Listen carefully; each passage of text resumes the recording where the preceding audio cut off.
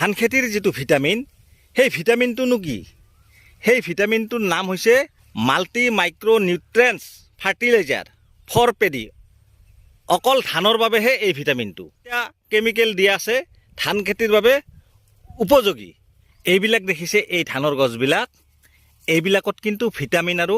poison মাৰাৰ উপযুক্ত সময় হৈছে কিয় কৈছোঁ মই উপযুক্ত সময়